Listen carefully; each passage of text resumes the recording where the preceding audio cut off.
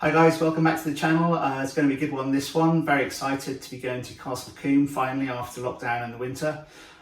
First track day post-COVID, weather's going to be good, and I've got lots of modifications to the ST Stage 4 to test out. So it's a bit of a shakedown for me. There's also a bit of a surprise or a big reveal, so I'll show you that shortly. But first we're going to take you around the car, briefly go through all the modifications that haven't really been tested before by me. Lots of firsts in today's video for me, so really excited by that. And then we'll go down to Combe, have a bit of fun on the track, hopefully have some telemetry to show you as part of that, and then we'll have a wrap up at the end and we'll go from there. So let's take a look.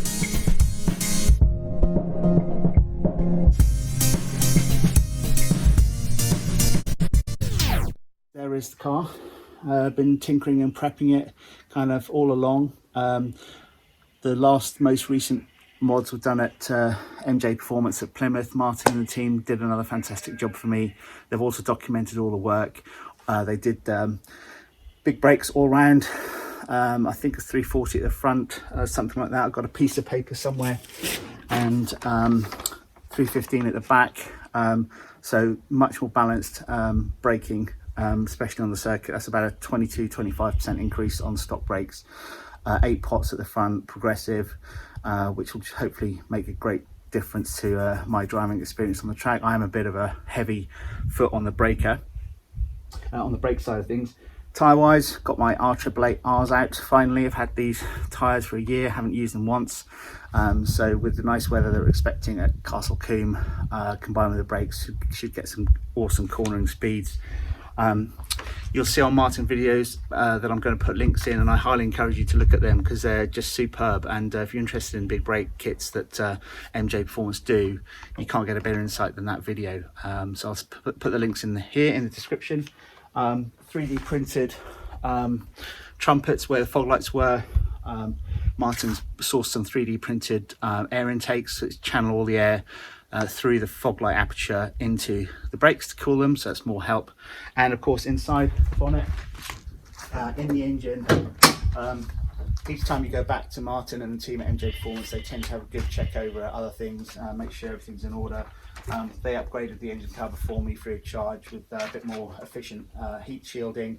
I've got more to do on the heat shielding side of it, putting the gold wrap inside. That'll be another video at some point in the future.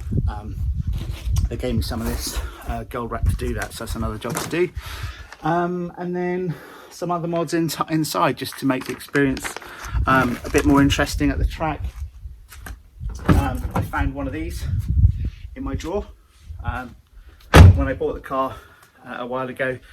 Had a Mountune MR215 pack on it, which I upgraded to 230, and part of that upgrade Mountune gave you a Mountune branded access port. These are made by Combe, well documented online. They do all sorts of things from real-time gauges, things like air charge temperatures and such like.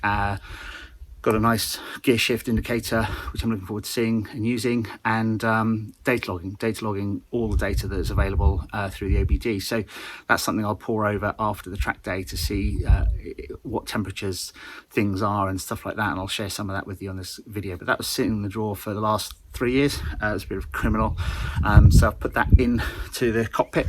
Bought a GoPro, finally treated myself, so get some good footage, and just tidied up some wiring and did some knick-knack sort of jobs. So really excited by this.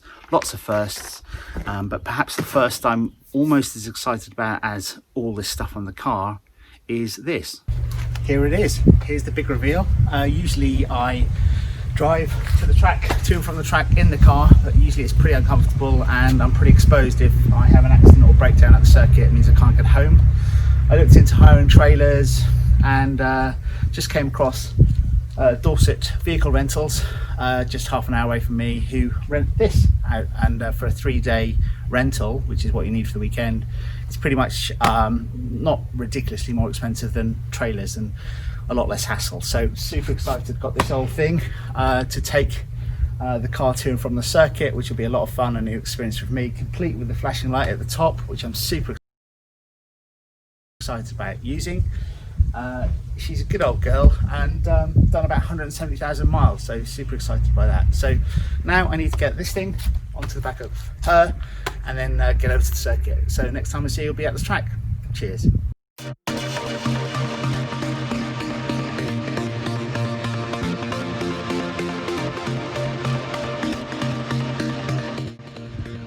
So here we are, arrived at Castle Combe.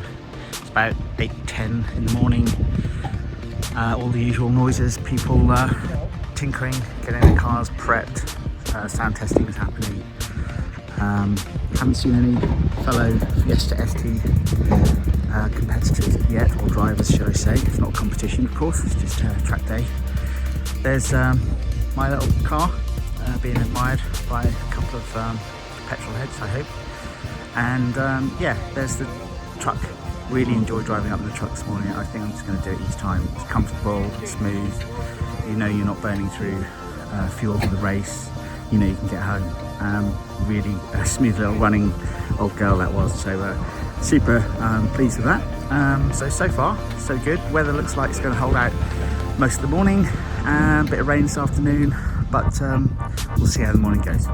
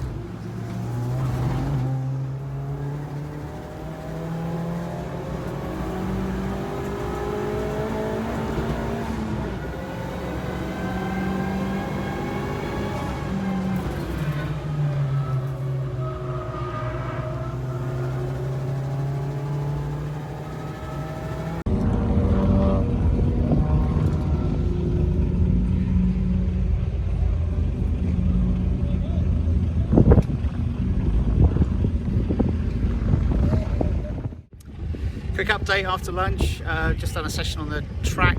I've got about a quarter tank of fuel left and I haven't got any spare, so I've got one more big run left. Still dry, car's looking a bit windy. I'm managing the temperatures, looking after the car as best I can, but giving it some when I'm out on circuit. Now the Fiestas here, lots of caterhams, but other cars I'm overtaking, so really pleased so far. Learning a bit about the temperatures and the pressures, on the tyres. I think they were just overinflated this morning. Tricky to switch them on and get grip. Now they're about 30 psi, reduce them, and they're better to manage and get some grip from. There's been a couple of red flags today, thankfully nothing that I've been involved in. One car's engine blew up and then they dropped a lot of oil, and they were following Caterham 620R, just went straight off the oil and damaged his front end, which was really unfortunate for him. Met a couple of good guys here. As I said, no Fiestas here today, which is unusual. Car's going really well. Had some problem with the USB, not really charging my GoPro, but I've sorted that. Taken the wheels off at lunchtime and took the plastic hubcaps off the rims so they don't melt, because those white rims, or the rims in general, get very hot from the brakes. Brakes are awesome. Brakes are really perfect now for the car. A lot of people have been commenting on my late braking, and yeah, they're really good brakes, so super pleased. Martin, thanks again. They're holding up so far. One more session, I'm sure they will. So I'll report back after the session, packed up, head home, and then pour over the telemetry and finish the rest of this video. So see you very shortly. All going well so far. Cheers.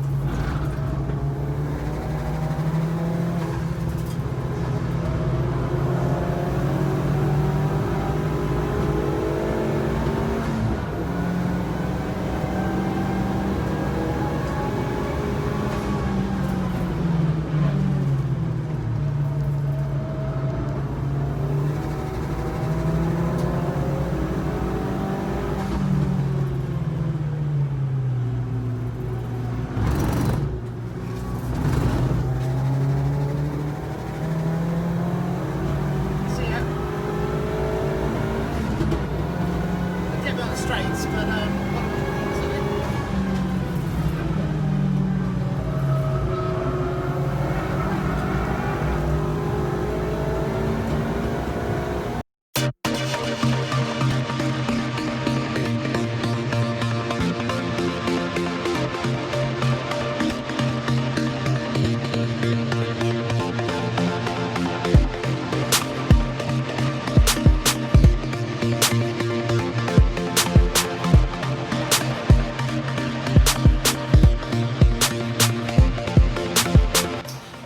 there you have it, guys. Really great day, lots of detail, lots of content, and lots of firsts for me. So really enjoyed putting this video together. I hope you've enjoyed it too. Please give me a thumbs up, subscribe to the channel if you haven't done so already, and also click the bell icon, and that way you'll get notified when I upload more content, which is something I'm going to do very soon. All the best, take care, cheers.